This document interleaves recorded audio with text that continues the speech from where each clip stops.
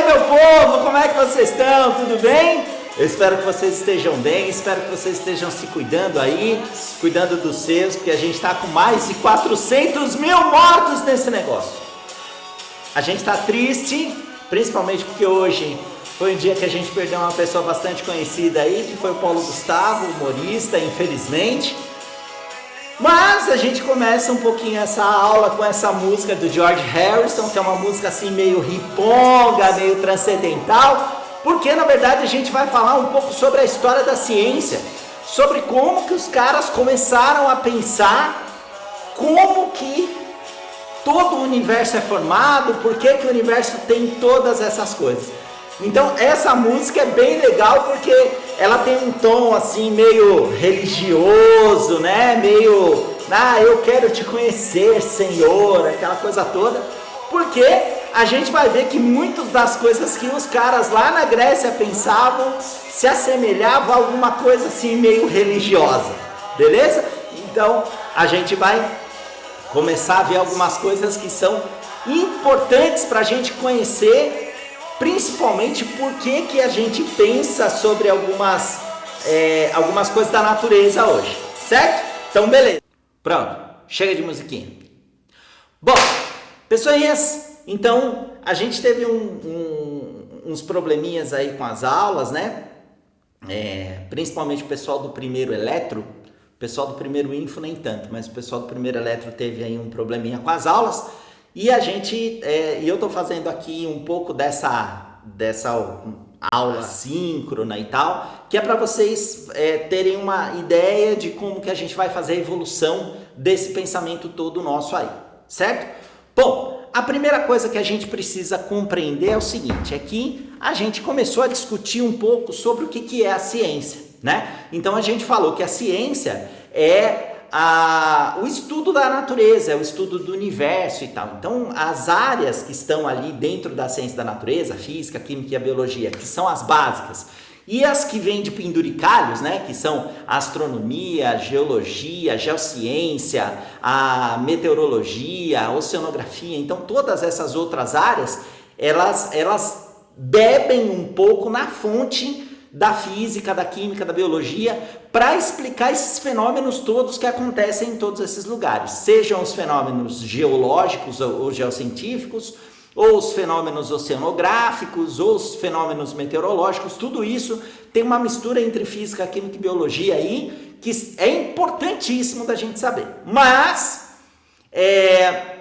a gente precisa compreender também que toda a ciência que a gente tem hoje, ela vem se acumulando, ela é um acúmulo, né? E ela é um acúmulo do quê? Ela é um acúmulo de todo o pensamento que vem sendo trabalhado desde o Egito Antigo, né, até hoje, né? Claro que a gente teve aí 1000 anos que foi aí a Idade das Trevas, né? A gente fala que quando a gente entra ali no feudalismo, quando a gente entra ali na Idade Média, a gente fala que aquilo é a Idade das Trevas. Por quê? Porque é uma idade que o conhecimento científico não teve muita evolução. Teve, né? Então a gente teve lá, principalmente no século XII, século XI, século XII, século XIII, um conhecimento um pouquinho mais evoluído, né? A gente evoluiu um pouquinho mais o conhecimento, mas não foi tanto quanto depois do Iluminismo, depois ali do século XV, XVI, mais ou menos, que a gente começou a ter mesmo realmente uma evolução do pensamento científico aí. Mas onde é que isso tudo começou? Como que isso tudo começou? Claro, a gente tem uma questão primordial, né? Na verdade, algumas questões primordiais, né? Oncotô, Poncovô, Doncovim, né? Então, onde que eu tô, para onde que eu vou e de onde que eu vim, né? Então, a ideia é o seguinte, bom, como é que o mundo é formado? Como é que tudo é formado? Como é que a matéria é formada, né? Então, a gente sempre tem aquela coisa de ar, água, terra, fogo, né? Os 4 elementos, aquele negócio de Capitão Planeta. Vai, planeta! Acho que não é da idade de vocês, não. Mas a ideia é que durante a Idade das Trevas todas, a gente pegou um povo que pensava que realmente toda a matéria vinha formada dessa coisa, da água, do ar, do fogo e da terra, né?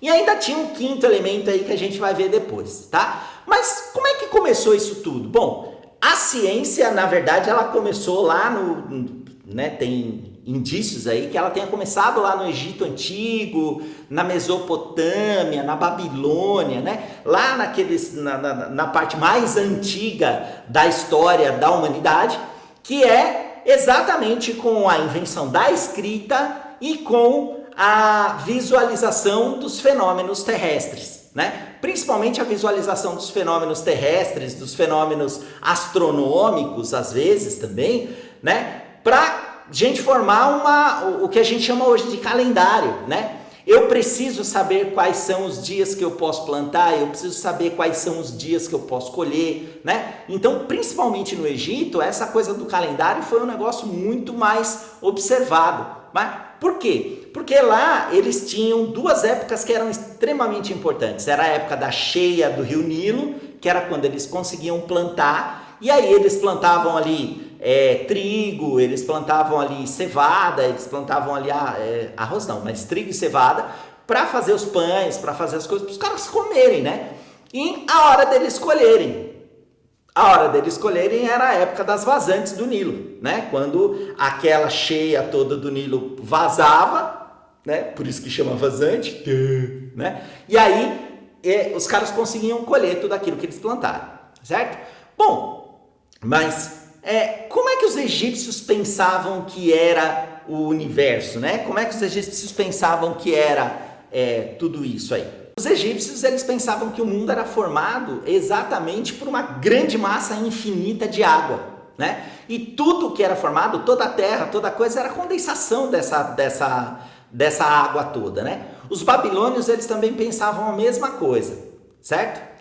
E além deles pensarem que todo o universo e toda a Terra foi formada aí por essa massa grande de água, eles pensaram que tudo na Terra, toda a Terra ali, era uma grande montanha oca que tinha ali água por dentro, né? Então, dos babilônios principalmente, a gente tem aí algumas visões um pouco que basearam um pouco a ideia do Gênesis, né? A ideia da Bíblia, a ideia da primeira coisa, do primeiro livro do Moisés lá, né?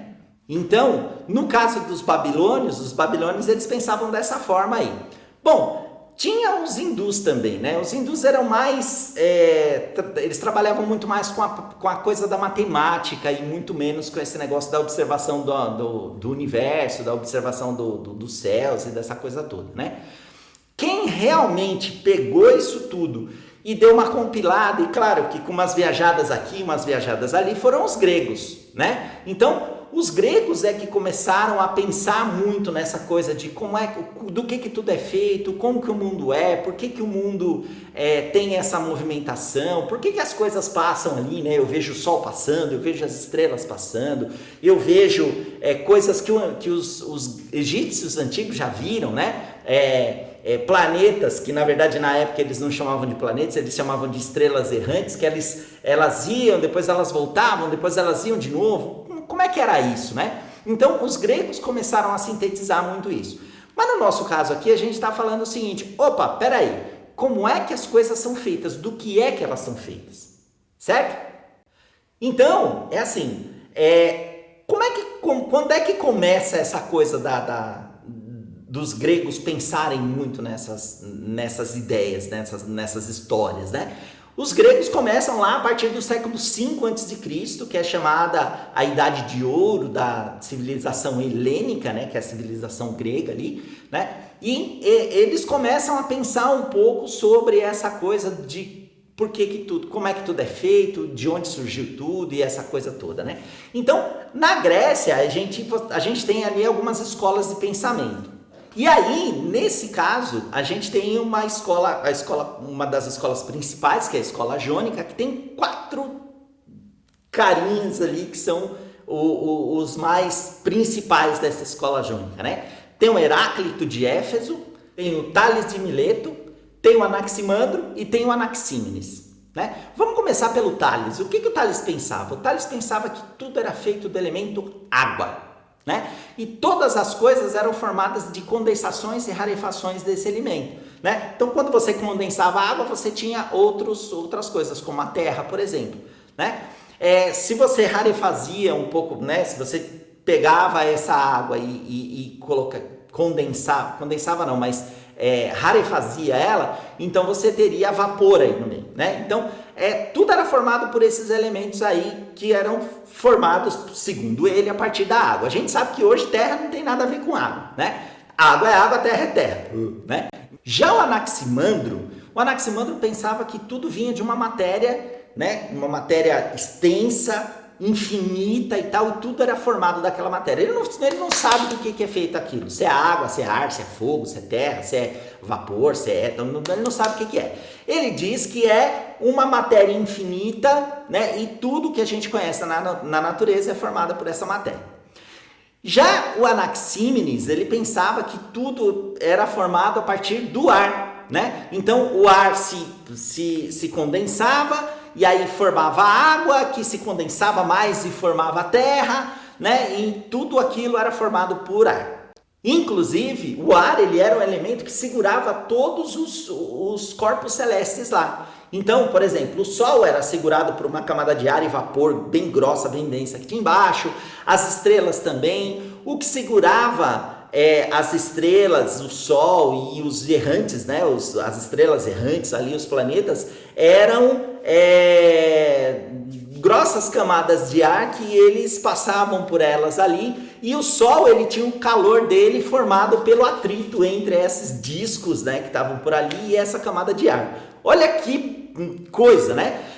E o Sol é quente por quê? Ele é quente porque ele está ali em cima da camada de ar e ele esfrega ali naquela camada de ar. Quando você esfrega a mão, você esquenta, né? Então ali também por atrito ele esquentava. Já o Heráclito de Éfeso, ele pensava que tudo era formado do elemento fogo, né? E tudo também participando nessa coisa de rarefação e concentração desses materiais, né? Então, ele tinha lá as diversas formas, entre aspas, diversos estados do elemento fogo. Ele tinha ali o vapor, ele tinha o fogo, né? Que é o principalzão, o elemento primordial. Ele tinha o vapor, ele tinha a água e ele tinha a terra. Tudo isso a partir dessas condensações aí. Depois dessa escola, a gente tem a escola dos atomistas. Talvez a escola dos atomistas seja a escola que mais contribuiu hoje para a gente entender um pouquinho como é que é a formação da matéria que a gente conhece, né? Da forma que a gente conhece hoje. Ou seja, o modelo que foi construído pelos cientistas mais contemporâneos é um modelo que trata um pouco a matéria como os atomistas pensavam ela antigamente, né? Os atomistas, eles têm dois caras principais, né? Dois pensadores principais, é o Leucipo e o Demócrito, né? O Leucipo, ele pensava exatamente que a matéria era feita por pequenas partículas, muito pequenininhas, que eram indestrutíveis e imutáveis. Indestrutíveis, porque você não podia dividir, você não podia destruir, por isso o nome átomo, né? Que é uma coisa de negação, né? Anormal, é uma coisa que não é normal. Átomo é uma coisa que não podia ser dividida. Então, de negação e tomo de dividido, né? Então, o átomo é uma coisa que era imutável, que era indestrutível, ele não conseguia destruir, né? O Demócrito, ele falou, bom, então se tudo é formado de átomo, todas essas coisas são formadas de átomos, então a Terra só é Terra porque ela tem os átomos mais pesados e os maiores, então eles ficam sempre lá embaixo. Os mais leves e menores formam ar, formam fogo, todas essas coisas que a gente vê hoje são formados pelos átomos que são menores e mais leves. Aí veio Lucrécio. O que o Lucrécio falou? Lucrécio falou, olha, vocês estão falando então que a terra, o ar, tudo isso é formado por átomos. Então, se isso tudo é formado por átomos, então a luz e o som também são formados por átomos. Essa história da luz ser formada por partículas e tal foi pega depois, um pouco mais para frente, lá pelo Isaac Newton. Isso daí vocês vão ver lá no 3º ano do ensino médio, tá? A ideia do som também ser formado por partículas, hoje a gente sabe que o som ele é uma energia que se propaga a partir ou através, né, de um material. Se eu não tiver material, eu não tenho som. Por isso que quando eu tô no espaço, não, quem dera eu ter ido no espaço, né? Mas quando a gente vê alguma coisa no espaço, o espaço deixa passar a luz, mas o som não passa, porque o espaço tem vácuo, não tem nada lá no espaço, não tem matéria no espaço, né? Então, por conta dessa agitação da matéria, que você tem o som, né? Uma pressão, né? Uma coisa que aproxima as moléculas dessa matéria e que rarefaz essas moléculas da matéria e que chega no nosso ouvido e que faz o nosso tímpano vibrar. Por isso que a gente consegue escutar o som, né? Olha, os atomistas, eles são os caras que, para as explicações deles, não tinha nada divino. Não tinha nada ali de transcendental, de nada disso. Por isso, na Idade Média, os atomistas eles eram tidos como hereges. Então, pensar que a matéria era formada pelos átomos, como os atomistas pensavam, era heresia. Por quê? Porque isso descarta qualquer ideia sobre qualquer divindade, né? Então, como ele descarta qualquer ideia sobre divindade para explicar as coisas que existem na natureza, então, para a igreja, eles eram descartáveis. Por isso que quem falasse ou quem lesse alguma coisa desses caras eram tidos como hereges, né? Queimados na fogueira, toda aquela história que você já sabe, né? Coisa de Inquisição, é bruxo, é feiticeiro. Na verdade, bruxo não é bruxa, é bruxa, né? Porque grande parte das mulheres foram perseguidas por causa dessa coisa de serem acusadas de bruxarias. Depois, se vocês leem lá sobre a história de Salem, a história de Salem é um negócio bem macabro, bem esquisito. Por isso que até hoje os caras fazem filme de terror sobre bruxas em Salem, né? Até parece que não existiu caça às bruxas em todos os lugares, mas Salem foi o ponto dentro do mapa ali naquele negócio, né? Então, nesse caso, os caras eles não usavam nenhum tipo de divindade para explicar, né? Eles falavam que toda a matéria, todos aqueles átomos estavam em agitação, e aí a gente sabe depois que o calor ele é a medida do grau de agitação das moléculas, do grau de agitação dos átomos, dependendo do que você tiver, né? Então, isso que os atomistas pensavam. Depois dos atomistas, então, a gente teve os pitagóricos. Pitágoras, na verdade, ninguém sabe se Pitágoras existiu ou não existiu, né? Então, o legendário Pitágoras, porque você não tem nada escrito desse cara. O que você tem em coisa escrita é do Sócrates e do Platão, principalmente Platão, né, que pegou algumas coisas ali dessa ideia pitagórica e uniu um pouco depois nessa coisa meio transcendental, né, meio de formar alguma ideia assim, que veio dessa ideia pitagórica, dessa ideia pitagórica e acabou formando lá as suas opiniões, né? Mas conta aí a lenda, né, que o Pitágoras ele era um cara que começou a ver muito as relações matemáticas com o universo, né? Por exemplo, eles tinham uma ideia de corpo perfeito. Qual que era o perfeito, né? Qual que era a imagem da perfeição? A imagem da perfeição é a esfera, né? Onde a distância entre o ponto central e qualquer parte da esfera é a mesma sempre, né? Então tem essa ideia de perfeição da esfera. O Pitágoras também ele tem uma relação de conseguir compreender um pouco como é que funciona uma corda vibrante, né? Então, por exemplo, você pega uma corda de violão, uma corda de piano, uma corda de violino, ela tem aquelas notas musicais e a gente tira aquelas notas musicais a partir de uma escala, né? A partir de uma escala formada e observada entre aspas, pelo Pitágoras, né? Um instrumento que era utilizado para estudar essa relação entre a parte das cordas que você apertava para sair determinadas notas é um monocorde de Pitágoras, né? Por causa disso também ele pensava que todos os planetas eles estavam em distâncias diferentes e cada distância entre a Terra e esse planeta formava uma corda grandona e toda a visão desses planetas, né? Toda essa coisa dos planetas girando, eles pensavam em torno da Terra, formava um acorde que a gente não conseguia ouvir, mas era um acorde celestial, né? Então olha a viagem dos caras, né?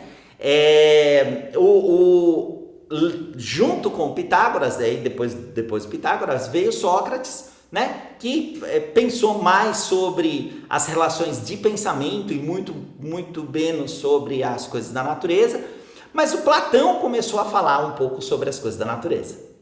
E o que o Platão pensava era o seguinte: olha, como é que a Terra e como é que tudo isso foi criado? Bom, tudo isso foi criado, a Terra, por exemplo, ela teria sido criada como um animal, né? Então, as ideias platônicas são ideias também que são utilizadas um pouco nessa coisa do mito criacionista que a gente tem na Bíblia, por exemplo. Essa coisa do Gênesis e tal, né? O mito de criação, a criação do homem à imagem e semelhança de Deus, essa coisa toda tem uma pontinha de coisa ali no Platão, né? O Platão, ele pensava que a Terra era um animal, né? Então, para ele, a Terra teria sido criada e, como animal, ela teria vontade própria e teria alma, né? Ela teria vida e teria alma, né? Então, essa alma fazia com que a Terra também respirasse e tal. Alguns caras depois se enveredaram aí nessa loucura do Platão e também falaram que a Terra tinha ali uma tal da respiração. Kepler, por exemplo, explicava as marés a partir dessa coisa da respiração que o Platão, da coisa da Terra viva, né? Que o Platão colocava ali nessa ideia dele de cosmogonia, nessa ideia de como que as coisas foram criadas, né? Então, o Platão, ele pensava então que a Terra, ela tinha, ele achava que a Terra era um ser criado e tinha alma e tinha tudo e tal. E o universo, para ele, era uma coisa que era esférica, né? Que é a forma mais perfeita segundo os pitagóricos. Depois desses caras veio Aristóteles. O Aristóteles, ele, pelo que me consta aqui, parece que o Aristóteles é o cara que pensou sobre tudo e sobre nada, né? Então o Aristóteles foi o maior pensador, um dos maiores pensadores, aí, se não o maior pensador da época grega, né? E o Aristóteles, ele é responsável também por um pouco dessa ideia que a gente tem do pensamento científico, do pensamento lógico científico. Então, o Aristóteles, entre aspas, é o pai da lógica, o pai da ciência, principalmente o pai da ciência experimental, né? O pai da ciência empírica, que é essa coisa de você observar. Claro que ele foi refutado não, mas ele foi um pouco desacreditado depois, né? Porque ele deixava essas coisas muito no conceito e matematizava muito pouco isso, diferente um pouco do Pitágoras e de alguns outros caras que vieram depois, né? Que começaram a fazer uma matematização um pouco mais teórica dessa coisa, né, da observação da natureza, da observação do universo, e o Aristóteles, ele não fez isso, né? Mas o Aristóteles, ele é tido aí um pouco como o pai da ciência experimental, o pai da ciência e o pai do método científico, que é um método que a gente utiliza para pensar, para argumentar e para refletir quando a gente vê alguma coisa na área da ciência. Mas o que é que o Aristóteles pensava? O Aristóteles pensava que a matéria era formada lá dos 4 elementos, né? Ar, água, fogo, terra, capitão, planeta. Mais ou menos esse esquema aí, né? Só que para ele também tinha um 5º elemento, que não tem nada a ver com um filme de uma menina chamada Mila Jovovich e do Bruce Willis, chamado 5º Elemento. Mas eles achavam que o 5º elemento era o que eles chamavam de éter. O que é esse éter? O éter é o que segura as coisas lá em cima, depois da Lua, e aqui para baixo tudo era formado por ar, água, fogo e terra, né? Então todos os movimentos e todas as coisas que aconteciam aqui na nossa natureza eram resultados dessa formação, do ar, água, fogo e terra, certo? Lá em cima, quem respondia era o éter. Aqui embaixo, quem respondia era ar, água, fogo e terra. Por exemplo, ele falava o seguinte: olha, eu tenho esse objeto. Esse objeto eu vou jogar para cima e quando eu jogar esse objeto para cima, ele cai. Mas por que esse objeto cai? Olha, peraí, deixa eu pegar o objeto que caiu. Voltei. Esse objeto, ele é formado, em sua grande maioria, pelo elemento terra. E o elemento terra está onde? Lá embaixo. Bom, se o elemento terra está lá embaixo, então o movimento dele é um movimento que leva ele para o lugar natural dele. O lugar natural dele é a terra, portanto ele cai. Ele é um grave. E daí vem a tal da palavra gravidade. Então ele fala que os graves caem. Caem porque o lugar natural deles é a terra.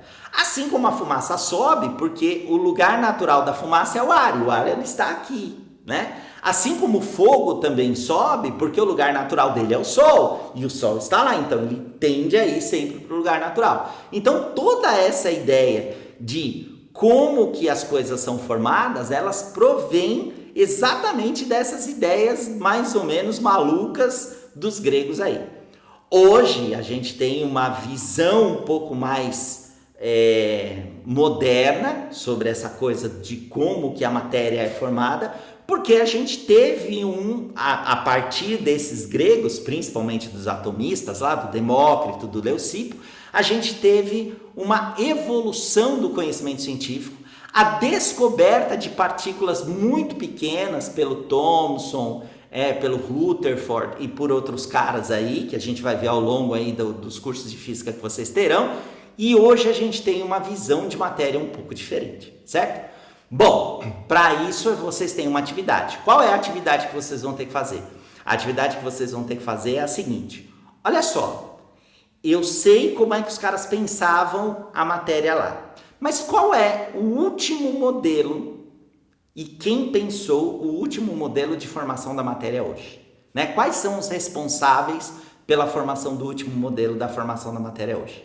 Certo? Então vocês vão pesquisar lá como que a matéria é vista hoje, qual é o modelo que explica para a gente a formação da nossa matéria hoje, né? A constituição da nossa matéria hoje, e vocês vão colocar lá no Moodle, que eu vou colocar as coisas para vocês lá, certo? Então, muito obrigado pela presença de vocês e espero a atividade de vocês, certo?